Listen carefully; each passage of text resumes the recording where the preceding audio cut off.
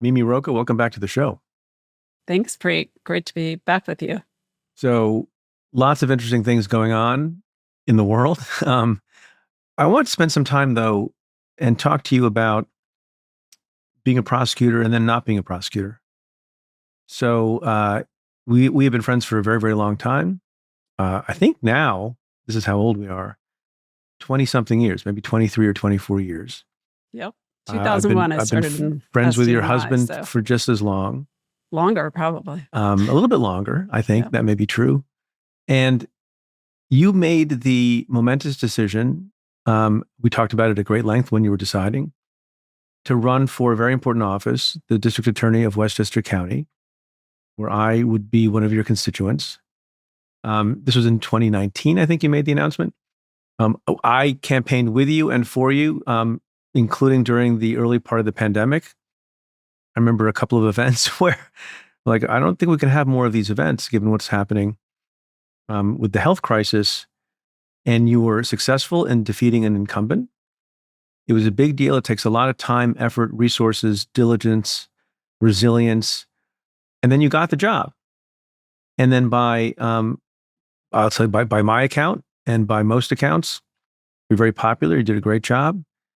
And you probably would have cruised to a second term. And some people view these elected offices, whether they're DA jobs or some other jobs, as, technically not life tenured, but incumbency is very powerful. And you decided not to run again. So let's start with that. How come? Yeah. So first of all, I think we'll talk a little bit about, the campaign and decision to run. But I will say, first of all, that it was amazing to win against an incumbent. It showed me sort of the power of, grassroots activism, and people appreciating someone who they thought was genuine, which I tend to be. And of course, you helping was very powerful. So thank you for that. I loved the job. It was really an honor, as you know, to lead people who are so dedicated to public safety and trying to help people, both victims and also defendants, when warranted.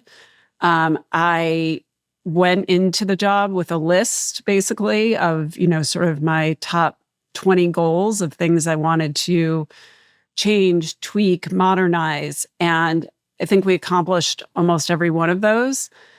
So it was a very hard decision not to run. But at the end of the day, while I loved the job, the process of running again from sitting in the seat as the DA, as a prosecutor, after I had spent a good 3.5 years really trying to put up guardrails and keep boundaries between politics and the DA's office, which was harder than I thought it would be, I did not feel comfortable jumping back into the political side of it. That's the shortest answer I can give, and we can break that up. But that's sort of the summary. So you had a list. When you started to say you had a list, I was cynically going to ask, and obviously facetiously going to ask, if you had a list of enemies you're going to prosecute, which sounds crazy, but as we're recording this, on Thursday, February, whatever it is, 20th, I think February 20th. 20th, yes. February 20th. Minutes ago, Kash Patel was confirmed to be the director of the FBI, who famously has some version of an enemies list. So I'm glad you didn't do that. But are you saying, how personal was this and specific was this to you, as opposed to a commentary on how necessarily an incumbent DA might have to compromise himself or herself to do the politics of running again? I think it's both. I mean, there is no question that because a district attorney is an elected position, I think in basically every state except a couple, I can't remember which ones. Well, New Jersey is one where I was going to get to that in a minute, but I want to put a pin in that and come back to the New Jersey system in a moment.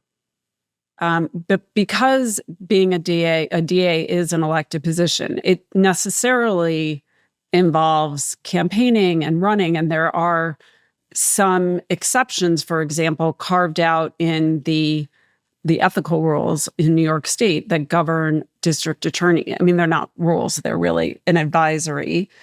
And they say, no campaigning. Like, I can't endorse other elected officials as the sitting DA, right? Because that would be such a powerful endorsement. But if I am running for reelection, I can campaign. So it's obviously a contemplated part of the process. I think for me personally, having grown up, and you will relate to this, in the DOJ system that up until now, I viewed as very much apolitical. I mean, I'm sure there are exceptions to that, but you certainly weren't out campaigning and getting endorsements from other elected officials. I mean, there's always a certain level of politics with a small p involved in leading any institution or office. But the kind of politics we're talking about and politicking is not involved. And as you know, there were time-honored traditions at DOJ that did put up walls and guardrails about the elected officials and the sort of non-law enforcement folks influencing the job of the head prosecutor. None of those exist in a DA's office, which I knew going in, but I think I underestimated. People ask me, what's the thing that surprised you the most? I think the thing that surprised me the most was how much people who have nothing to do with law enforcement or the DA's office would try to influence decisions of mine about cases, about the running of the office, about staffing, about things that, quite frankly, I don't think they had business trying to influence. And I was very comfortable holding those off while I was DA. But I personally, and this is where I think it becomes personal, I think people have different comfort levels for something like this.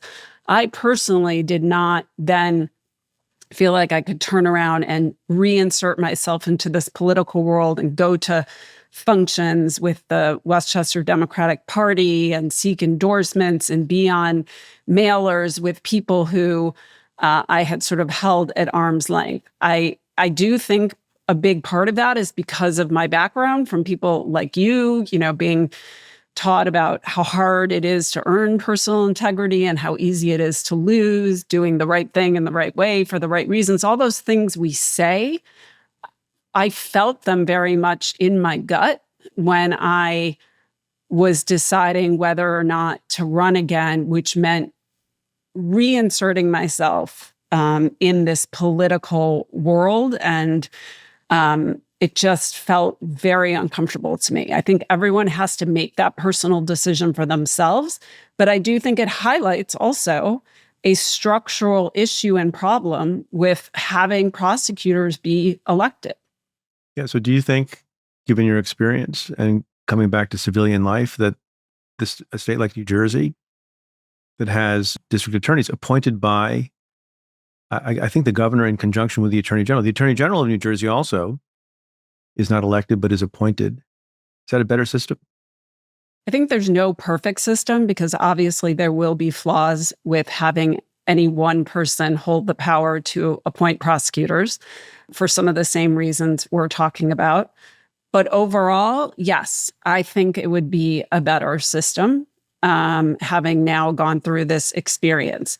I do think, though, I'm realistic that that's probably not going to happen here in New York and probably other places. And I think there are lots of guardrails and structural sort of safety nets that can be put into place to make this a better process so that it's not as much of a conflict. But overall, I do think that having non-elected prosecutors is a better system. And one other reason I'll say why. The whole rationale behind having prosecutors be elected, which is a very good one, is that they're accountable to the people.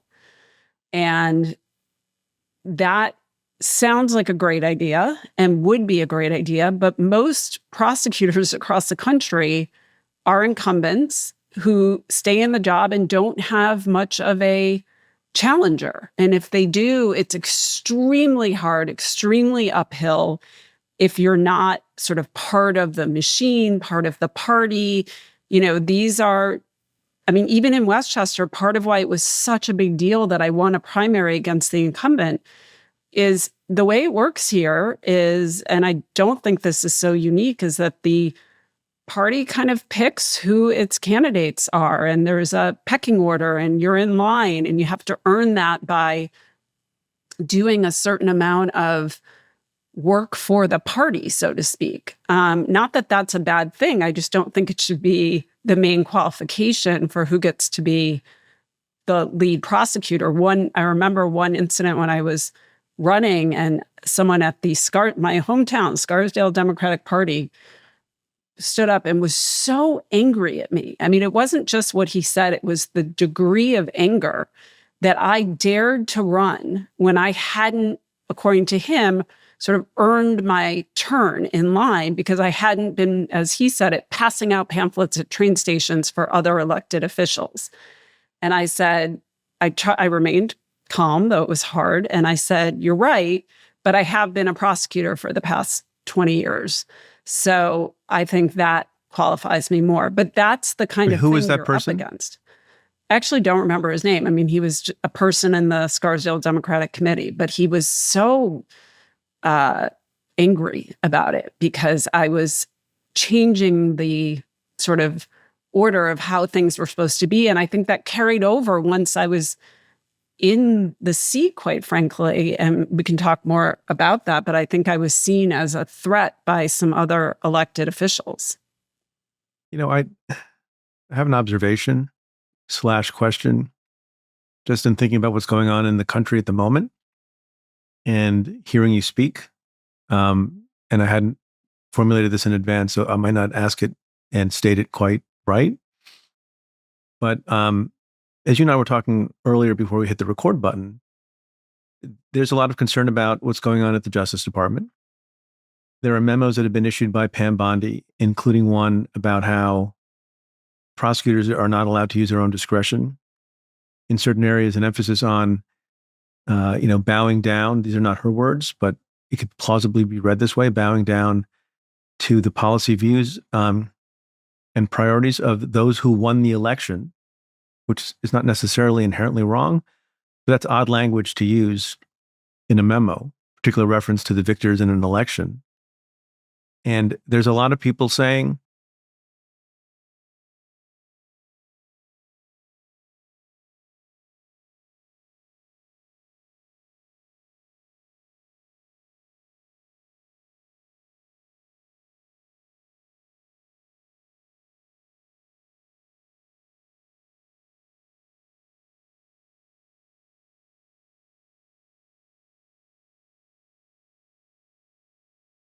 I think Trump and his allies and people he picks do it with passion and vigor, and it's actually a goal, not just a feature. I think that some Democrats, even unintentionally, at least in my experience here locally, don't understand, at least. I'll give them the benefit of the doubt that it may not be intentional, but they certainly don't understand the value and significance of having a prosecutor making decisions about cases, about priorities in the office that is really independent of politics and the party.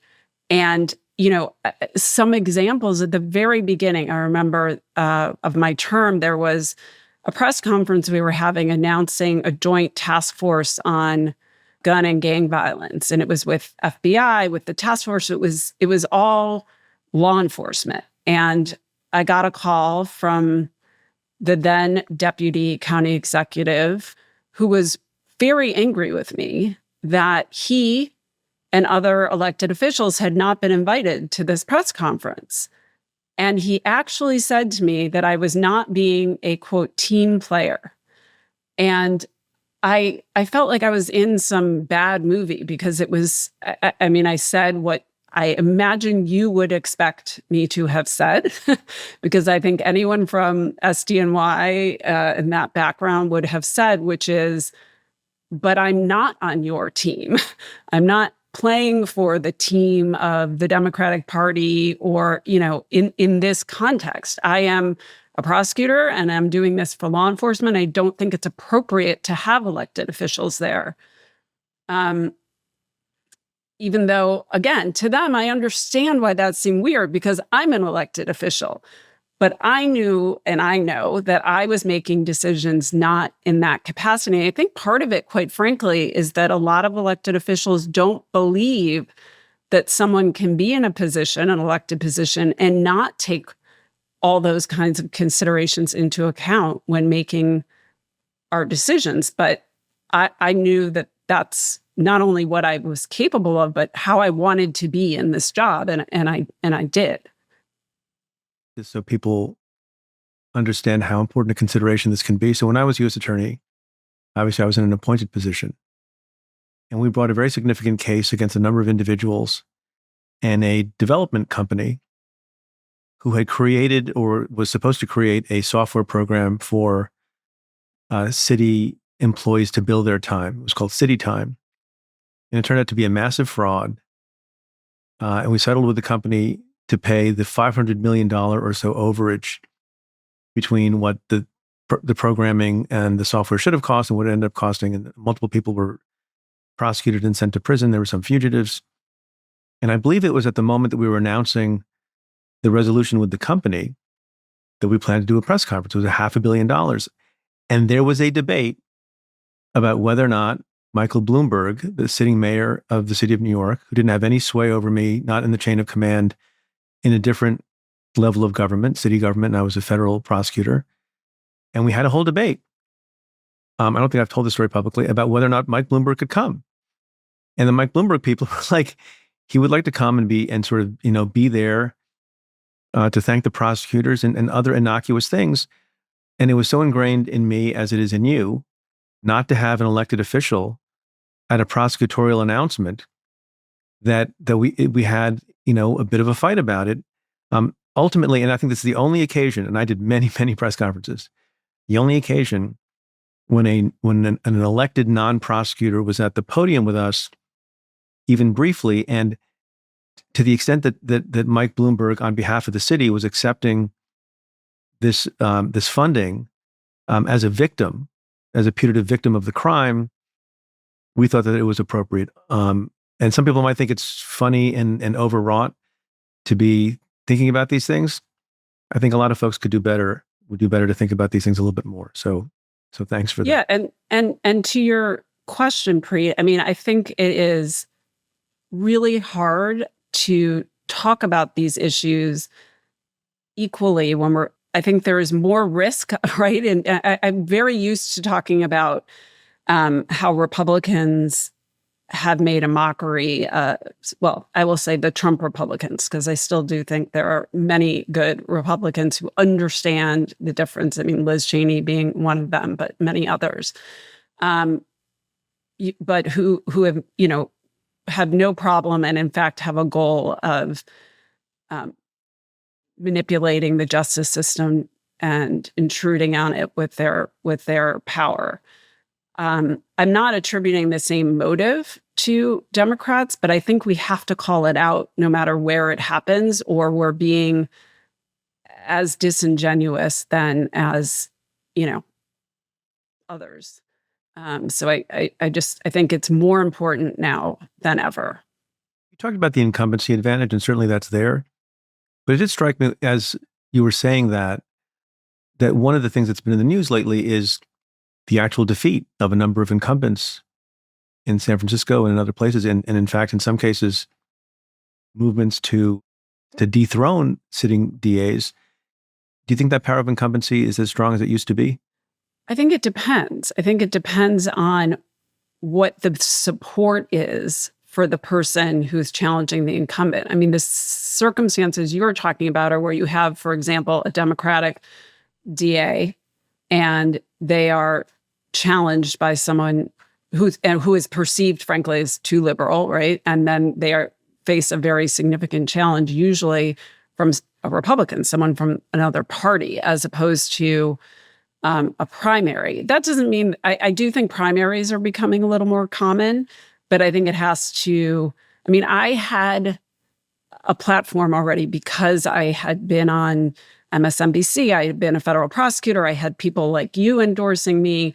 I think, it's very hard to do outside of the structure of the party. So if you're somebody trying to challenge the sort of order of how the party feels it's supposed to be, I mean, I had a couple, there are other stories, but right after I won, the head of the Westchester Democratic Party wanted to have a meeting with me. And I went and I sat down, and I truly don't remember exactly what she said. It was nothing illegal or even really inappropriate. But it made me, again, this is my personal comfort level, extremely uncomfortable, because it seemed like, as chair of the Democratic Party, she thought somehow that she had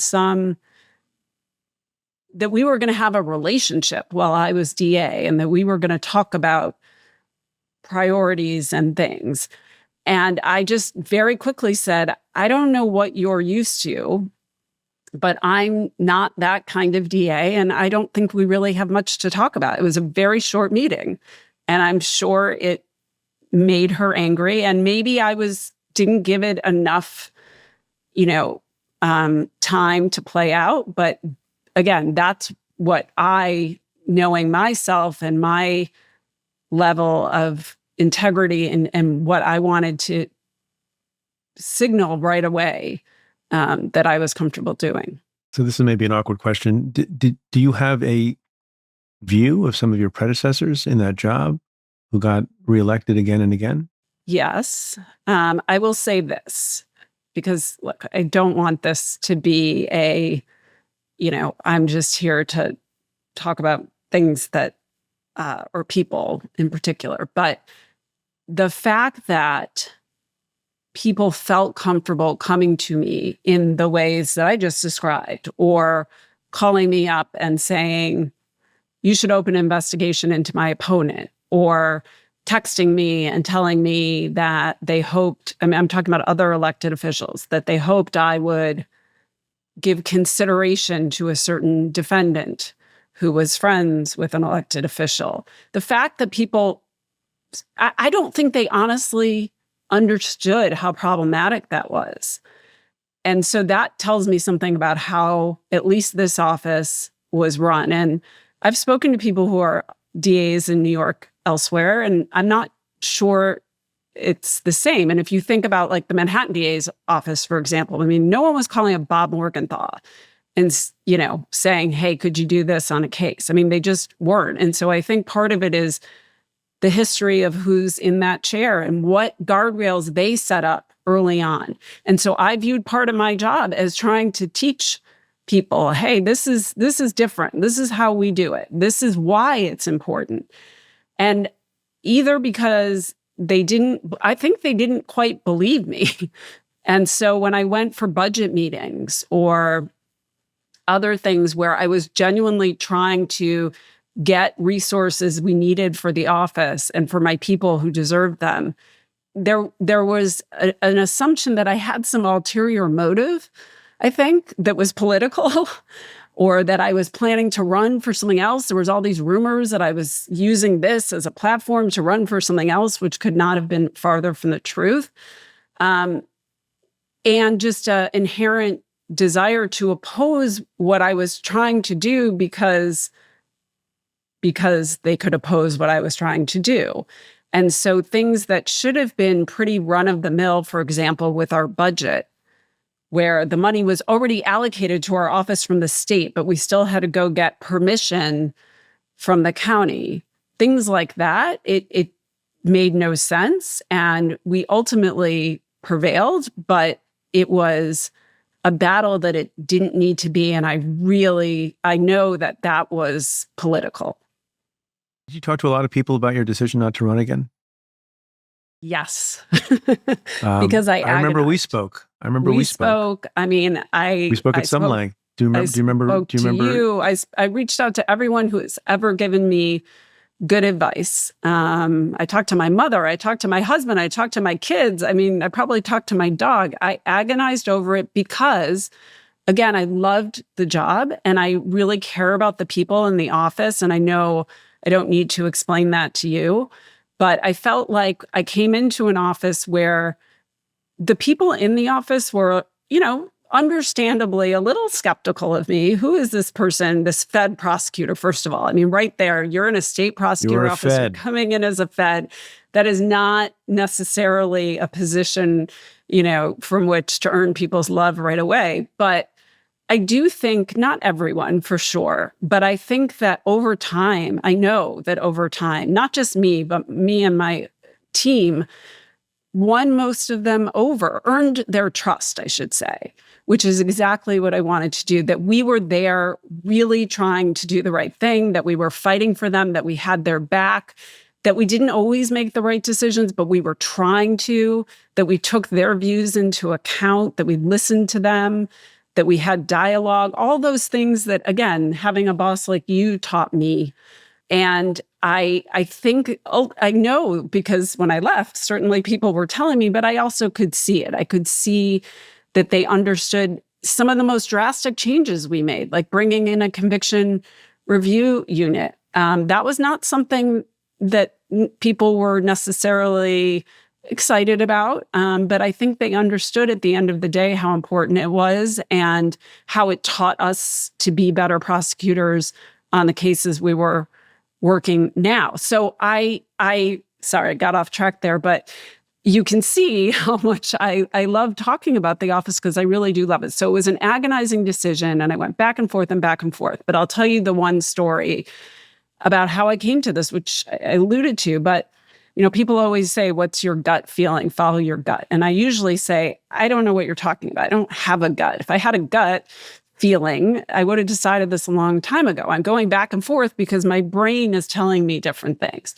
But I did go to a political event in October of 2023. And the reason, part of why I remember it was October 2023 is it was after October 7th and what had happened with Hamas attacking Israel. And it was a very emotional time. I felt very emotional in general, very vulnerable, quite honestly, as a Jewish woman. And I think that added to this. But when I got there and I was in a room with 400 at least people who were all there with good reason for politics and for pumping up the Democratic Party across New York and cheering elected officials who were there. And I'm not criticizing that they were there for that, but that did not feel remotely comfortable to me. And my gut feeling truly was, I cannot do this. So it wasn't, I don't want to, should I think about this? It was, I am not capable right now of being the person that needs to jump into that world to run again. And I went home and I said to my husband, I am not running again. And he kind of said, are you sure? Because you've changed your mind like 50 times. And I said, no, I'm positive. And I never changed my mind again. That doesn't mean I don't have regret ever or miss it or am sad, but I knew it was the right decision for me to continue feeling the integrity that I've always felt about my career and my decisions. Was there one person you were most nervous to tell about your decision? Yes. People in the office, particularly people who I had brought there from other positions, who I knew had come to work with me, for me, and as part of my sort of vision. The people who came to work on the conviction integrity, which we made we did amazing things, but that work is never done. And I was concerned that the next DA would not necessarily keep them or continue it. But people cried when I told them, and I teared up. It was very hard. I mean, there were definitely people who, said, "Don't worry, I'm going to move on now too," or "Don't worry, we'll be okay." But there were people who did not make it easy on me, and that was and still is hard because I care about them and I care about the future of the office. People listening to this will wonder, given how tough you are, how much you've dealt with in the federal system, and you sort of answered this, but I just want to ask it squarely. And someone with your integrity and thickness of skin and experience and seasoning might be asking themselves, well, if you found it the way you found it and didn't want to do it a second time, what hope is there for the public to have someone who's going to do it the right way, given your experience? There are things, if I could put into place, that would have made it a different experience such that I would have been able to run again, right? Like, I can't emphasize enough. I keep coming back to the budget, and that may sound kind of, Budget's important. not so important, right? But it is. No, it is important. No, it is very so important. And in Westchester, the DA's office doesn't have really an independent budget from the county overall. We aren't just like the DA's offices in the cities. And this is an important example to highlight, because it tells you that the DA's in the city, they have a whole host of other problems that I didn't have, but they don't have this issue, which I think is a big one. They are given essentially a pot of money by the city. Their budget is allocated to them, and then they can, use it how they see fit. Just so we're clear, not everyone who listens to the show is from the great city of New York. Unlike every other city in the country, even the large cities that have one district attorney, we have 5, one for every borough, including Manhattan, Bronx, Queens, Staten Island, etc. And so what you're talking about is each of those DAs has an independent source of funding. Yes, that is my understanding from talking to them and from talking to people who worked as executives there and then executives for me. They are allocated a budget. I mean, they have to justify an overall budget, but once that budget is made, they can tweak it. They can reallocate it. They can decide to spend more money, just like, we're hearing now. Different prosecutors over time are going to have different priorities given what's happening in the world. I had to go back to our board of legislators, to our county government, every time we had a change we wanted to make. So I'll give you the starkest example. This didn't happen with me so much, but this I think highlights what I'm talking about. Let's say I was a DA elected from the Democratic Party, and let's say there were several Republican officials who I wanted to investigate, and I needed to put more prosecutors into our public integrity section and more investigators, et cetera. I would have to go to them to reallocate those lines. And let's say those Republicans were sitting on the board that oversaw my budget. What would stop them from saying, no, we're not doing that? And in my example, it would not be for good reason. That's not just a check on my power. That's we don't want you looking at us. Or someone who supports police unions, and the police unions don't like it when DAs investigate police. I mean, I saw that repeatedly. So there are a lot of reasons why, if I wanted to allocate resources based on somewhere I saw need, but I had to go back to the county government every time to get their permission. And it wasn't just a rubber stamp. I mean, like I said, I believe that they brought politics into the process, and that is part of what bothered me so much. Do you have a proposal for not just New York, but other states where this must be the funding mechanism to make it more independent?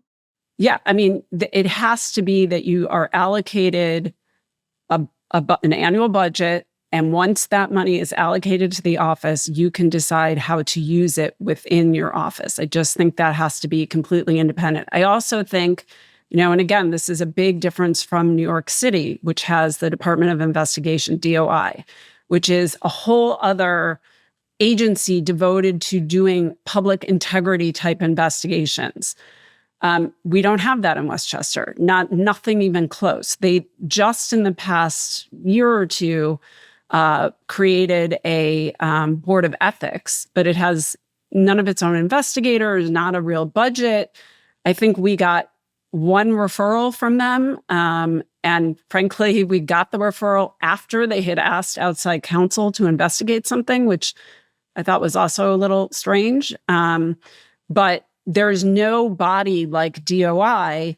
So it's all on the district attorney's office here to not just investigate criminal conduct, but kind of keep our eye on corruption and police it. And I think there needs to be another independent body in addition to the DA's office to help where there might not be necessarily criminal charges, or even if there is, it's not all in one person that is then perceived as threatening. There is in New York State, the Office of the Inspector General. Is that not sufficient? No, they don't have. I've definitely looked into this. They only have jurisdiction over state employees, is my understanding, because we had cases we wanted to refer to them. I want to get back to something that you talked about earlier that I think is really important, and give you a second to flesh it out a little bit more. The Conviction Review Unit. You mentioned what it is. Could you talk about maybe the most important case you thought that came out of that and result? So I think there were two, actually, that I have to talk about both of them. And by the way, there are other things that I am equally as proud of. Right. I know we don't have time You to love all your children, I know. I love all my children. But there was, first of all, an exoneration of a man, Leonard Mack, who was innocent. He had been convicted of rape of two teenage girls in, I believe, the 1970s. And he was exonerated by DNA evidence. And not only did the DNA show that he was innocent, but we were able to find the person who had actually done it, committed this crime, and got a confession from him, an admission. The statute of limitations had passed, so we couldn't charge that person with the actual crime of rape, but having the admission, and we charged him with a failure to register as a sexual offender, so he did have some consequences. And when I say we, by the way, I'm talking about the investigators who worked on this case, who were unbelievable, including one, you will like this full circle moment, who was the son of John O'Malley, who was someone who worked in the Southern District of New York on a exoneration case with you and others. And the moment of bringing Mr. Mack to court and meeting him and just experiencing this with him, I mean, he's a older man now with a wife and children. He talked about how important it was to him. He was crying. He said he felt like he was finally free, that even though he had been out of prison for a long time, because he had served over 7 years in prison, but even though he had been out of prison, he did not feel truly free until this happened. So that was unbelievable. The second, unbelievably rewarding, I should say. The second one is the case of a man named Selwyn Days, who was tried 5 times by the Westchester DA's office for a 1996 double murder. The trial went through, obviously, different stages. There was first a hung jury, then there was a conviction that was overturned because of a failure to investigate an alibi. Then there was another hung jury. Then there was another conviction that was overturned based on failure to admit expert testimony on false confessions. And then finally, he was acquitted in 2017. But he was never really free in the same way that I just described about Mr. Mack, because even though he was acquitted, there was never anybody else charged for having committed this horrible, horrible murder.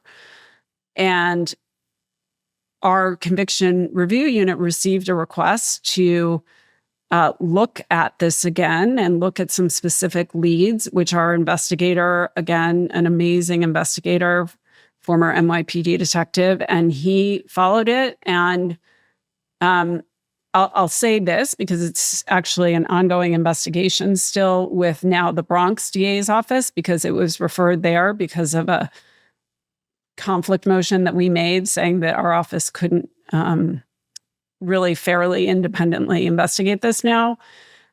But we did put out a statement saying that we had found the people we believed did it and that they were completely disconnected from Mr. Days.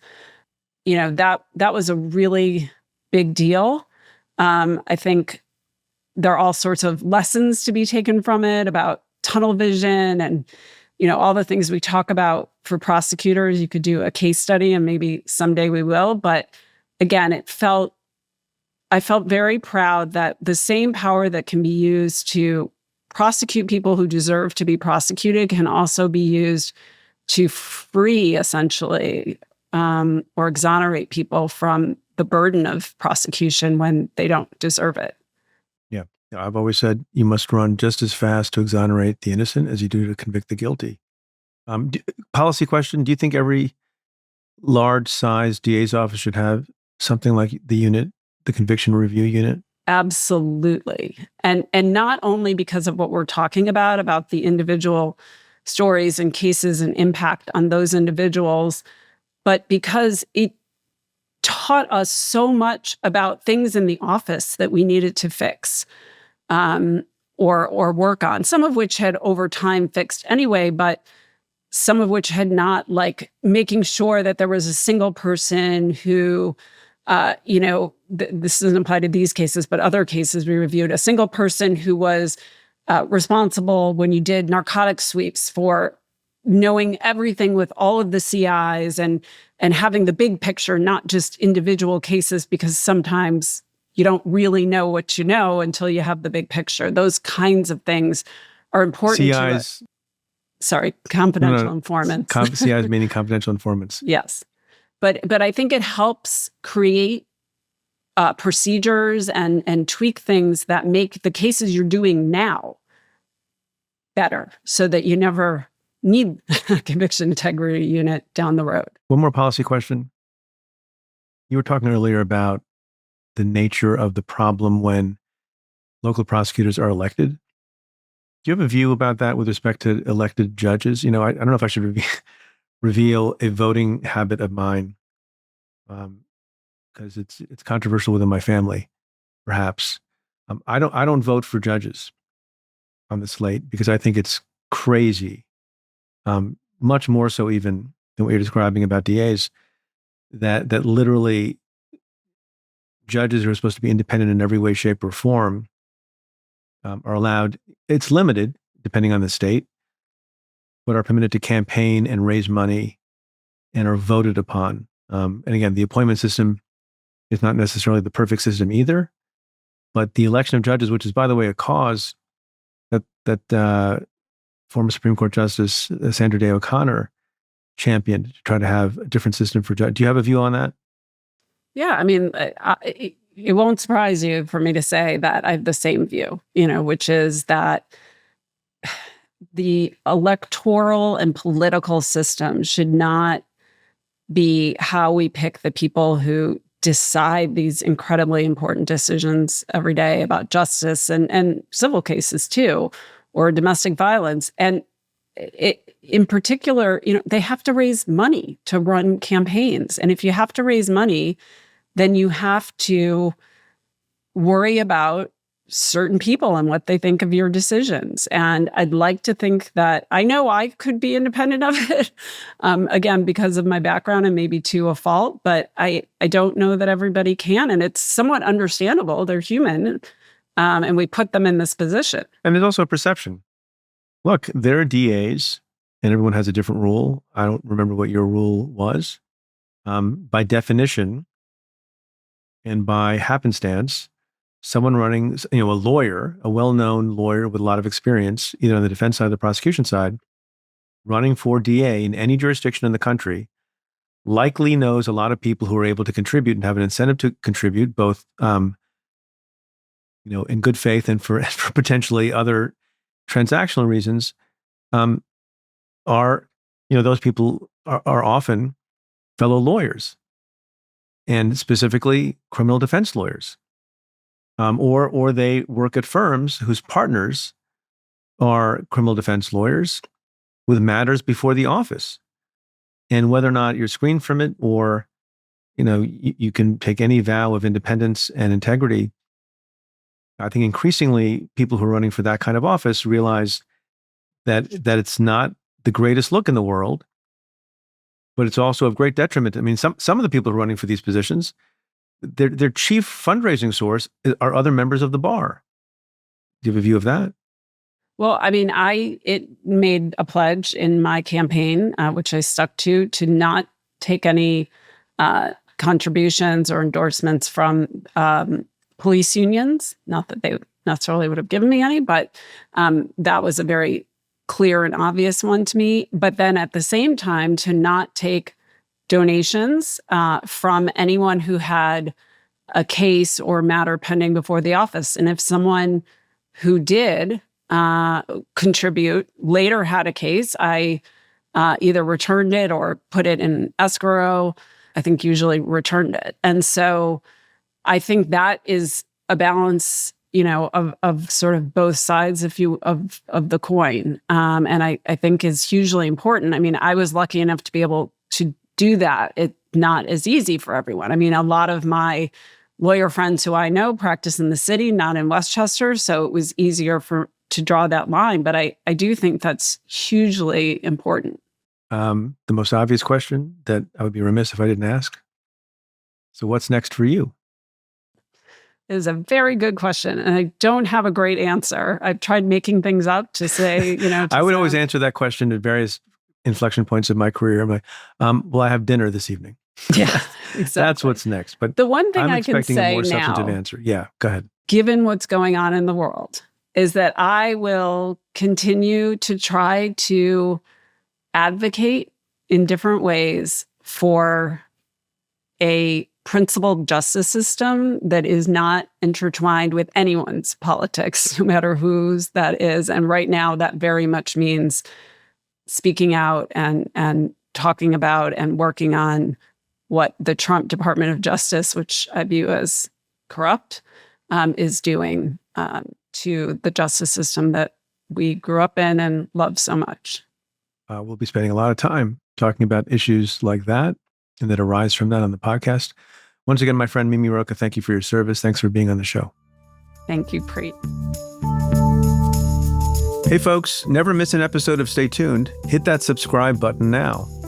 If you'd like to support our work, consider becoming a member of Cafe Insider. You'll get exclusive access to a weekly podcast I co-host with Joyce Vance and other great subscriber benefits. Just head to cafe.com/insider to learn more and to join. That's cafe.com/insider.